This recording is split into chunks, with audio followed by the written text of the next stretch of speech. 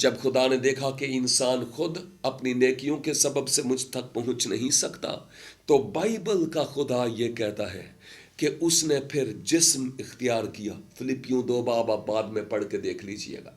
जिस्म इख्तियार किया और इंसानी सूरत में जिस्म इख्तियार करके इस दुनिया में आ गया। हजरत यूहन्ना की मार्फत मुलहम कलाम यानी यूहन्ना की मार्फत लिखी गई इंजील पहला बाब और उसकी 14 में लिखा है, और कलाम मुजस्सम हुआ और फजल और सच्चाई से मामूर होकर हमारे दरमियान रहा, और हमने उसका ऐसा जलाल देखा जैसा बाप के इकलौते का।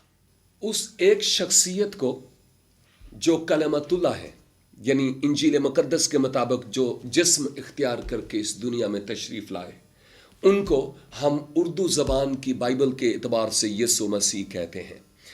अरबी ज़बान में उनको ईसा अल मसीह या मसीह इब्न मरियम कहते हैं। इब्रानी ज़बान में उनको यहोशुआ कहते हैं। जब हम यूनानी ज़बान में देखते हैं तो उनको खुरुस्तस कहते हैं।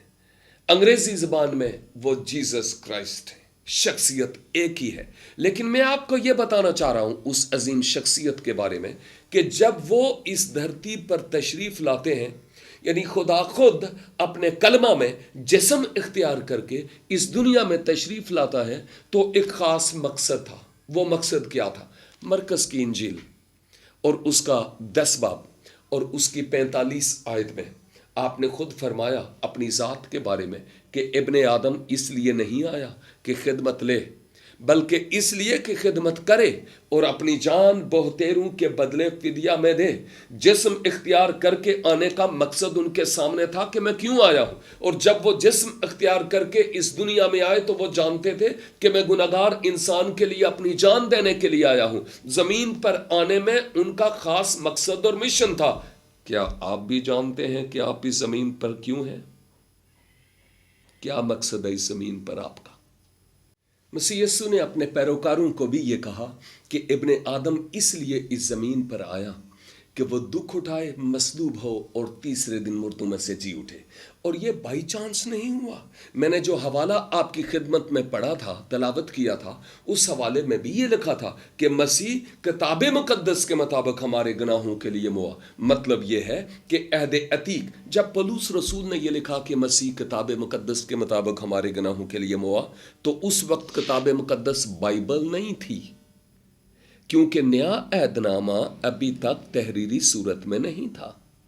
ये पुराने अहदनामे के बारे में बात हो रही है। इसका मतलब ये तौरात, ज़बूर, सहाइफुल अंबिया और उनमें जो नबुव्वतें पेश की गई हैं, उन नबुव्वतों के मुताबिक मसीह खुदावन मर गए, दफन हुए और जी उठे। रीज़न ये था कि वो गुनाहगार इंसान के लिए खुदा के अज़ली प्लान और मंसूबे के मुताबिक मर गए, दफन हुए और उसके बाद जी उठे। चुनाचे जब आप आए आज से 2000 साल पहले सलीब कलवरी पर आप मसलूब किए गए, उसके बाद आप दफन हुए और फिर तीसरे दिन किताब मुकद्दस के मुताबिक आप मुर्दों में से जी उठे और आप आज भी जिंदा हैं। आपका दावा भी है बाइबल मुकद्दस की सबसे आखिरी किताब में कि मैं मर गया था, जिंदा हुआ हूं और अब्दुल्लाबाद जिंदा रहूंगा। और यह दावा सिर्फ और सिर्फ हुजूर मसीह का ही है जो यहाँ पर मैं देखता हूँ। और एक और बात मैं आपको बताऊं, और वो ये कि अगर मसीहा हमारे गुनाहों के लिए मर जाते और मरे ही रहते, जी ना उठते, तो बाकी लोगों में और आप में जरा भी फर्क ना होता। चुनाचे आप जब जी उठे तो आपका जी उठना इस बात पर मोहर सबत करता है कि गुनाहगार इंसान की निजात का काम पाया तकमील तक पहुंचा है। अब जब गुनाहगार इंसान खुदा की तरफ से किए गए इंतज़ाम को कबूल करता है, यानी अपनी हार मान लेता है, ये कहता है ऐ पाक परवरदिगार मैं गुनाहगार हूँ, मैं अपने गुनाहों से तौबा करता हूँ, मुझे कबूल कर, मैं हुजूर मसीह पर ईमान लाता हूँ कि वो मेरे गुनाहों के लिए मर गए, दफन हुए और फिर उसके बाद क्या हुआ? हाँ बोलिए, जी उठे। और फिर ये अगर कहा जाए खुदावंद मेरे दिल में आइए, मैं अपना दिल खोलता हूं, मेरे दिल में आ, اور اس کے بعد اپنی زندگی اپنے خداوند کے لیے گزاریں تو ہمارے گناہوں کی معافی کی یقین دہانی ہمیں حاصل ہوتی ہے بمطابق کتاب مقدس کے۔